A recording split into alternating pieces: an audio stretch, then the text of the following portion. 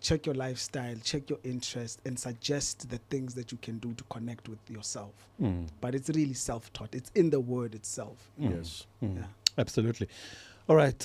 If you just tuned in, we have our guest, Rabbie Wrote, who is a man of many talents, one of which he actually works with the ambassador of Palestine. I mean, Palestine, we as South Africa decided that we were going to be on the side of Palestine many years ago.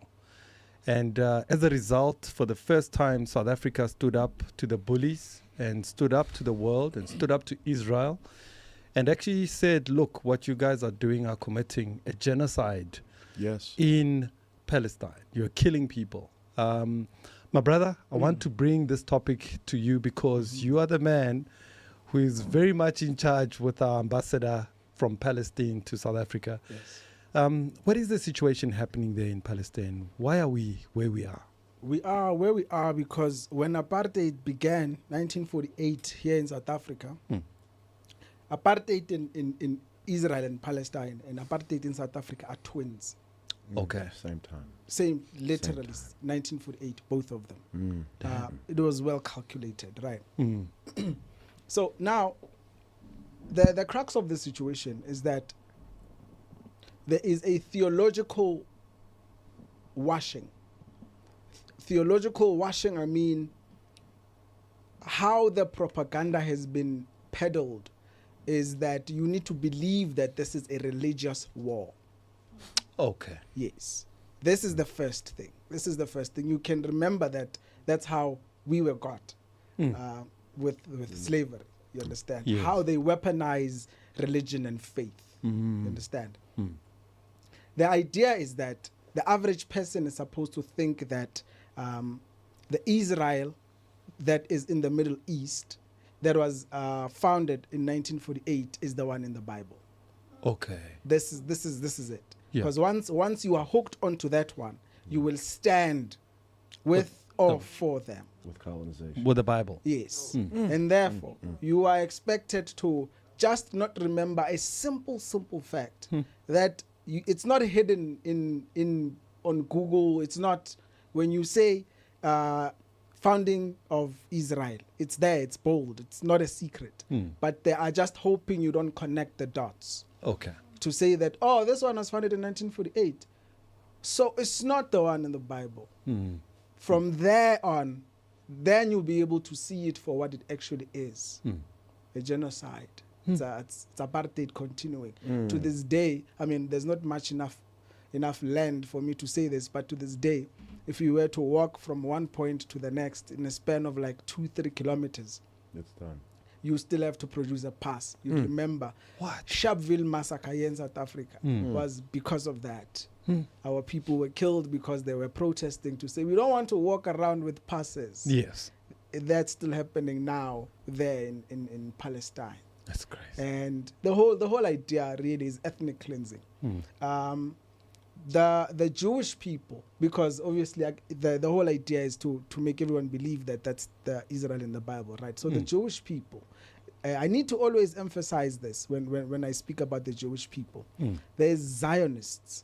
Okay. Zionism is an ideology. Zionism, think of black consciousness, think of Pan-Africanism. Zionism is a radical ideology within the Jewish community. You understand? They are the ones that are saying that we want a state, a Jewish state as ordained in the Bible for our people. And then they choose, they're humans, they choose which part of the world, and they chose Palestine. Which part of the world is it that they assume is the one that God saved for them? And therefore, they did what all imperialists and colonialists do. They went there with tanks and they uprooted 750,000 Palestinians. This is now in 1948. The Palestinians call it their Nakba. Nakba is an Arabic word for catastrophe. They came there, they uprooted 750,000 Palestinians. They destroyed over 500 villages and so forth. Really ethnic cleansing, pushing them out of their area. And that is still going on even now. Yes. Now, most of the world have been introduced to the Israeli-Palestine situation since 2023. Because it's always been mainly a political thing. You'll see ANC people with their kufiyas, the Palestinian scarves, and so forth. Yeah. That's what it seemed like to the average person. But since 2023, what it seemed like, it's like Palestine attacked Israel unprovoked. I like to make this analogy. If you have a stick and you are cornering a snake for 77 years on that corner, you have it pinned, and you expect that it will not swing and bite you. It doesn't work like that. Eventually So it will. This is what happens. So most of the world really paid attention to the situation when the snake fought back. You understand? Prior to that, there had been, I can say since 2015, let's not even go too far, there have been, I can't count the massacres that have happened My God. in Palestine from Israel.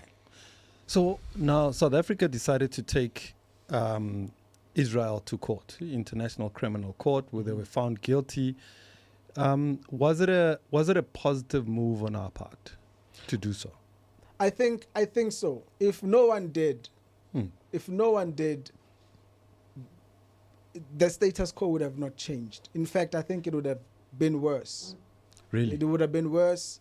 No one would be calling for a ceasefire. No one would be backing South Africa to say, guys, stop killing those people there. No one would have been doing that. So it is quite a principled stand that they took. And I always like to say to Africa, when I say Africa, that's my audience on my channel, right? It just means African.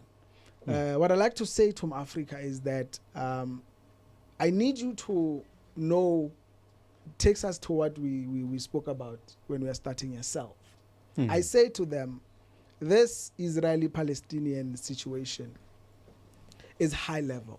I say high level because I don't expect an average South African from the township to be well vested about what's happening in Palestine and not know what's happening just around the corner, over the border, here in the African continent.